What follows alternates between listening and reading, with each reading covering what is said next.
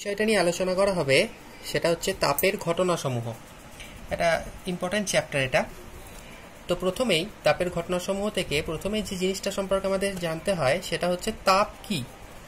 তাপ স্বাভাবিকভাবে খুব সহজেই আমরা প্রত্যেকে জানি যে তাপ হলো এক প্রকার শক্তি যা গ্রহণে কোনো বস্তু উত্তপ্ত হয় এবং যা বর্জনে কোনো বস্তু শীতল হয়। এটা আমরা তাপের খুব সহজ একটা সংজ্ঞা, যেটা আমরা প্রত্যেকেই জানি। এই উত্তপ্ত এবং শীতল এই দুটোই হচ্ছে তাপীয় অবস্থা। যাই হোক, তো এই চ্যাপ্টারে যে তাপের ঘটনাসমূহগুলো নিয়ে আলোচনা হবে তাদের মধ্যে অন্যতম একটা গুরুত্বপূর্ণ বিষয় হচ্ছে তাপীয় প্রসারণ। আমরা মূলত তিন ধরনের পদার্থের সাথে পরিচিত, যেগুলো হচ্ছে একটা কঠিন, তরল এবং গ্যাসীয়। ফলে প্রসারণ সংক্রান্ত এই বিষয়গুলো কঠিন, তরল এবং গ্যাস এই তিন ধরনের পদার্থের ক্ষেত্রেই আমরা দেখব। যাই হোক, তো প্রসারণ, তাপীয় প্রসারণ কথাটা আসতেই প্রথমেই আমাদের একটা বিষয় জেনে রাখা দরকার যে এই প্রসারণের প্রকৃতিটা ঠিক কি রূপ হয় বা কি রকমের প্রসারণটা কি রকমের হয়। প্রথমে আমরা যে প্রসারণটা নিয়ে কথা বলবো সেটা হচ্ছে কঠিনের প্রসারণ। তো দেখা যাক কি রকম ধরনের এই প্রসারণটা হয় বা কেনই বা এই ধরনের প্রসারণের ঘটনা ঘটে। তো আমার কাছে এই দুটো জলের বোতলের ছিপি রয়েছে। তো এখানে জলের বোতলের ছিপি একটা রাবার ব্যান্ড দিয়ে আটকানো রয়েছে। তো আমরা ভাবতে পারি যে আমরা এমনিতেও জানি প্রত্যেকে যে প্রায় সমস্ত পদার্থই অসংখ্য অণুপরমাণু দিয়ে তৈরি। তো তাদের মধ্যে একটা এই পরমাণুগুলো সাধারণত, আমি যদি কঠিনের ক্ষেত্রে বলি তাহলে কঠিনের ক্ষেত্রেই এই পরমাণুগুলো একটা নির্দিষ্ট সজ্জারীতিতে থাকে এবং তাদের মধ্যে একটা পারস্পরিক দূরত্ব থাকে। আমি ধরে নিতে পারি এই ধরনের একটি দূরত্ব রয়েছে। কিন্তু যখন সেখানে কোনো তাপের সঞ্চার করা হয় বা উত্তপ্ত করা হয় পদার্থটিকে, তখন তাদের এই পরমাণুগুলোর মধ্যে যে দূরত্ব, গড় দূরত্ব, সেটা কিন্তু পরিবর্তিত হয়ে যায়। দেখতে পাচ্ছ তোমরা পরিবর্তনটা। তো এইভাবে পরিবর্তিত হয়ে যাওয়ার অর্থ হচ্ছে সেটা প্রসারিত হয়ে যাওয়া, এবং ঠিক এই রকম কারণের জন্যই কিন্তু প্রসারণের ঘটনাটা ঘটে থাকে। তো সহজেই সেটা দেখা গেল। এবার আমরা কঠিনের প্রসারণ সংক্রান্ত বিষয় আসতে যাওয়ার সময় আমাদের তিনটে প্রসারণের কথা মাথায় রাখতে হবে। তার কারণ একটা কঠিন পদার্থের নির্দিষ্ট আকৃতি রয়েছে এবং তার আয়তনও রয়েছে। ফলে তার তিন ধরনের প্রসারণ রয়েছে, একটা দৈর্ঘ্য প্রসারণ, ক্ষেত্র প্রসারণ এবং আয়তন প্রসারণ। তিন ধরনের প্রসারণ কিন্তু তার রয়েছে। আমরা কঠিনের প্রসারণ সংক্রান্ত কিছু ঘটনা আমাদের জীবনে লক্ষ্য করে থাকি বা আমরা দেখেওছি। তাদের মধ্যে একটা খুব সহজ একটা ঘটনা, সেটা হচ্ছে রেল লাইনের জোরের মধ্যে ফাঁক থাকা। তো রেল লাইনের জোরের মধ্যে ফাঁক থাকে কেন? রেল লাইনের জোরের মধ্যে ফাঁক থাকার কারণ হলো যে রেল লাইন গ্রীষ্মকালে এবং ট্রেনের চাকার সাথে রেলের ঘর্ষণে একটা যে উত্তাপের সঞ্চার হয়, সেই উত্তাপের জন্য রেল লাইনটা, অর্থাৎ রেলের যে পাত, সেটা কিন্তু দৈর্ঘ্যে প্রসারিত হতে পারে। এবার দৈর্ঘ্যে প্রসারিত হয়ে গিয়ে যদি তাদের মাঝে কোনো বা তাদের জোরের মাঝে কোনো ফাঁক না থাকে, তাহলে প্রসারিত হয়ে গিয়ে রেলের ট্র্যাকটি বেঁকে যেতে পারে। তো এই ঘটনাটা যাতে না ঘটে সেই জন্য রেল লাইনের জোরের মাঝে ফাঁক রাখা হয়। এছাড়াও নানান ধরনের ঘটনা আমরা লক্ষ্য করে থাকি, যেমন গরুর গাড়ির চাকা লোহার বের পরানো ইত্যাদি ঘটনাগুলো কিন্তু আমরা লক্ষ্য করে থাকি। যাই হোক, তো এখন আসা যাক কঠিনের প্রসারণ সংক্রান্ত বিষয়ে। তো কঠিনের প্রথমে আমরা যে প্রসারণ বলতে যাওয়ার আগে যে বিষয়টা খুব গুরুত্বপূর্ণ সেটা জানা দরকার যে কঠিন পদার্থ বিভিন্ন রকমের আছে।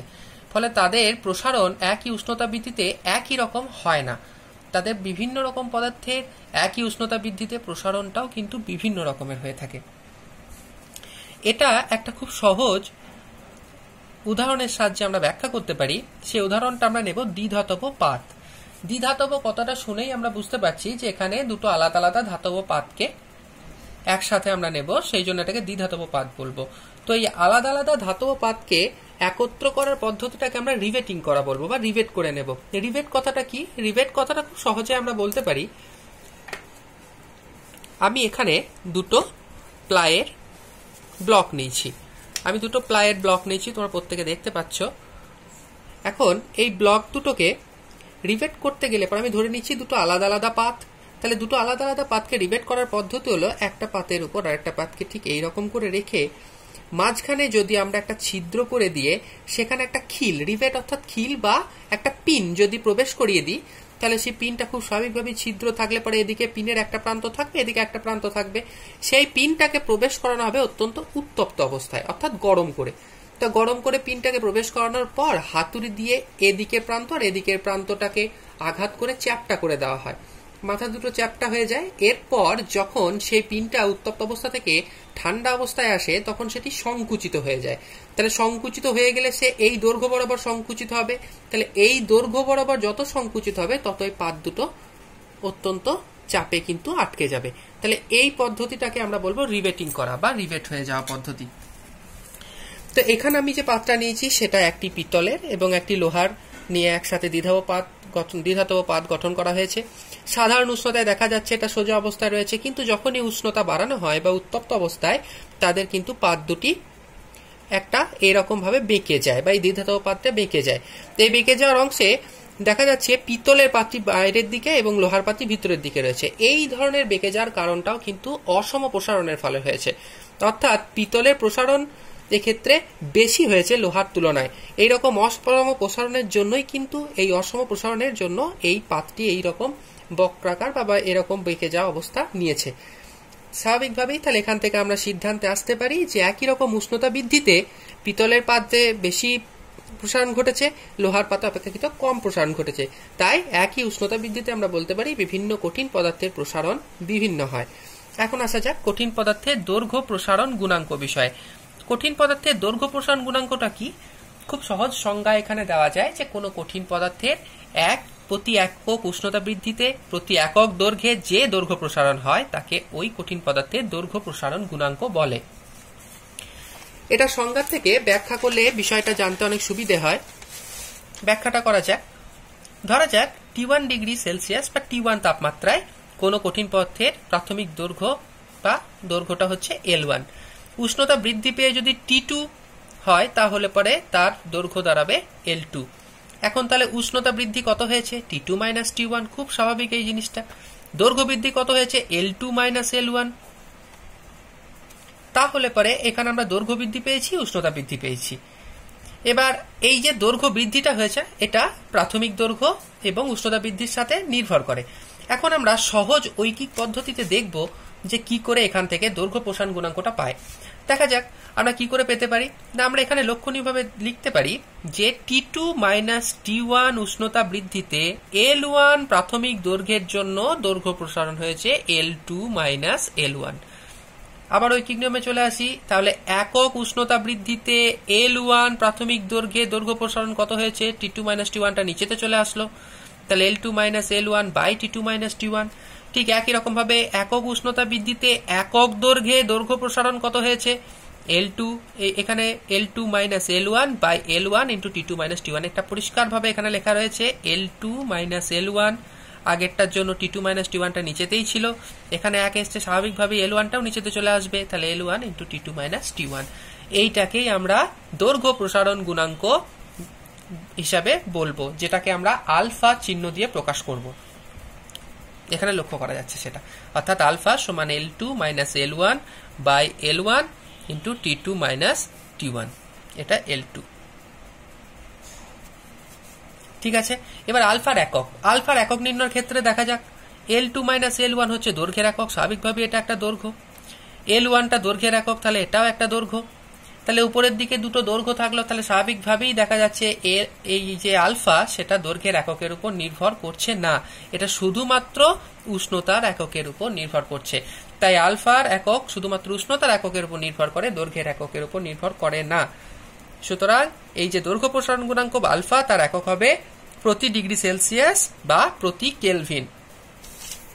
এবার আসা যাক ক্ষেত্র প্রসারণ গুণাঙ্কে। যেহেতু কঠিন পদার্থের একটা ক্ষেত্রফল রয়েছে তাই এর ক্ষেত্র প্রসারণও ঘটবে।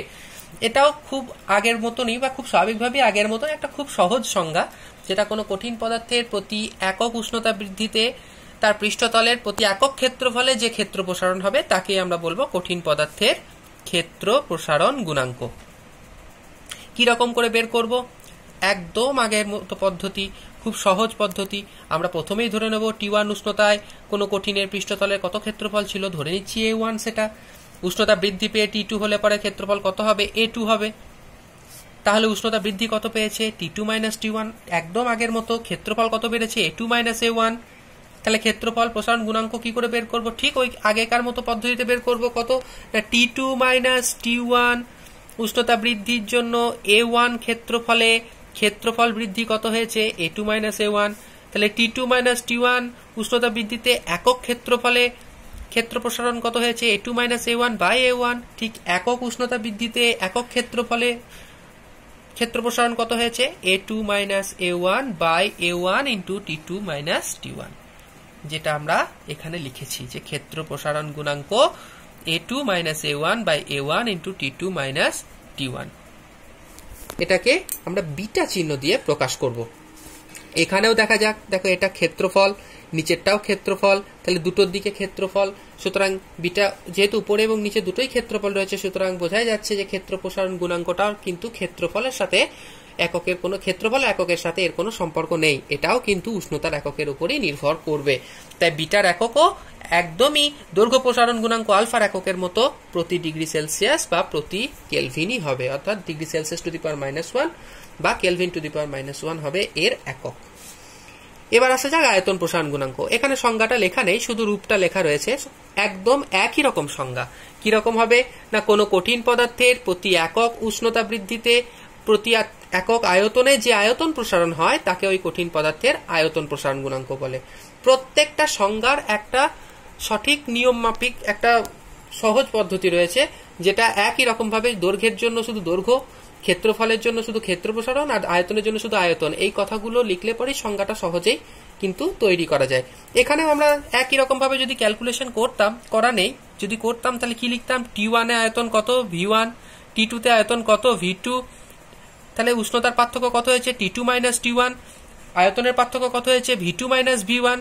একই রকম ভাবে যদি ঐকিক নিয়মে করতাম তাহলে আমরা কি পেতাম, V2 minus V1 by V1 into T2 minus T1। এখানেও দেখো উপরে আয়তন রয়েছে, নিচে আয়তন রয়েছে, তাহলে আয়তন আয়তন থাকবে না, তাহলে এটাও নির্ভর করবে কিন্তু উষ্ণতার উপরই। তাহলে আয়তন প্রসারণ গুণাঙ্কও কিন্তু আয়তনের উপর নির্ভর করে না, শুধুমাত্র উষ্ণতার উপরই বা উষ্ণতার এককের উপর নির্ভর করবে। এটাকে গামা চিহ্ন দিয়ে প্রকাশ করা হয়, এর এককও সেক্ষেত্রে হয়ে যাবে প্রতি ডিগ্রি সেলসিয়াস বা প্রতি কেলভিন। যাই হোক, তো এই যে তিনটে প্রসারণ গুণাঙ্কের আলোচনা করা হলো, দৈর্ঘ্য প্রসারণ গুণাঙ্ক, ক্ষেত্র প্রসারণ গুণাঙ্ক এবং আয়তন প্রসারণ গুণাঙ্ক, এরা প্রত্যেকেই কিন্তু এদের এককগুলো কখনোই কিন্তু দৈর্ঘ্য বা ক্ষেত্রফল বা আয়তনের উপর নির্ভর করে না, এরা প্রত্যেকে উষ্ণতার এককের উপর নির্ভর করে। এই প্রত্যেকটা প্রসারণ গুণাঙ্কের মধ্যে একটা সহজ সরল সম্পর্ক রয়েছে, সেই সম্পর্কটি এখানে লেখা রয়েছে যে দৈর্ঘ্য প্রসারণ গুণাঙ্ক আলফা ইকুয়াল টু ক্ষেত্র প্রসারণ গুণাঙ্কের 2 ভাগ অর্থাৎ beta by 2 equal to gamma by 3। এই সম্পর্কটি একটা সহজ সম্পর্ক তিনটে প্রসারণ গুণাঙ্কের মধ্যে।